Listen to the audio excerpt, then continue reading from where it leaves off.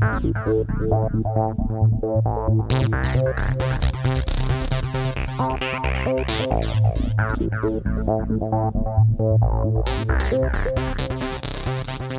is not a game. Well, the new record is a continuation of the story, where this character who's been broken and beaten up and thrashed around decides that he's going to chase after someone that he loves, and he heads back into Europe to the dark recesses of the underbelly and gets lost.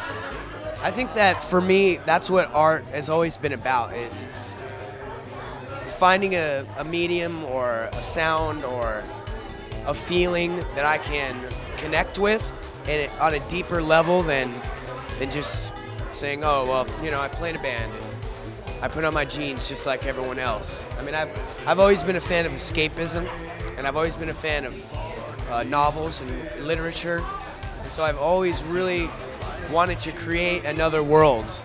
You know, I really love film, and I love music more than anything because it allows that escapism to occur. And so the third record, Silentium Amoris, is really just a continuation of that story. So to be continued.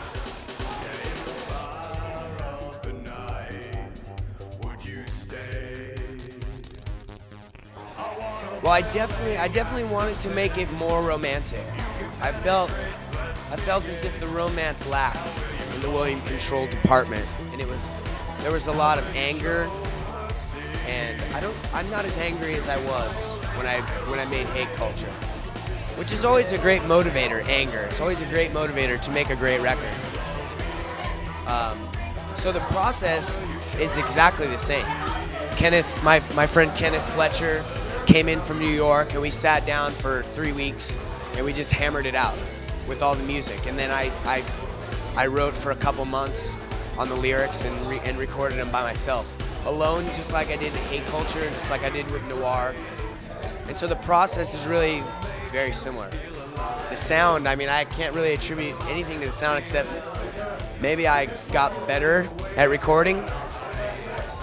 I know how to make shit sound better. I know that with Hate Culture, it was recorded on a shitty Digi 002 and a shitty microphone and a shitty Focusrite, and that's it. That's all I had.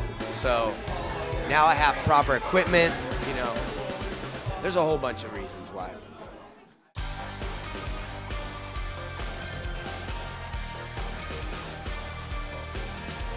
Absolutely, yeah. I mean, there was always that buffer with when I was on Victory. It was always the fans went to Victory to get what they needed, and now that is gone, and so it's directly, I'm in contact with the fans directly.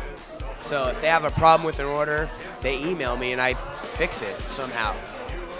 So yeah, it's been challenging to try and tour and try and raise a family and write essays and go to school. Now I'm in college, and also deal with, you know, all the back end stuff of releasing an album, which is not the easiest thing to do. So I took a lot of things for granted being on a record label, where they had someone to do the artwork and they had someone to do the press and they had, you know, someone to send them out, and they had they had all these people, and now I have to do all that stuff myself, and it's challenging.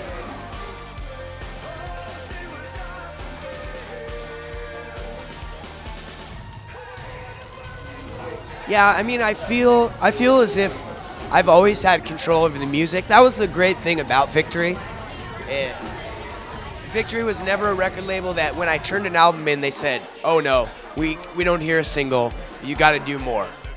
You know, it was, here's the record, and he was like, yes, I'm stoked.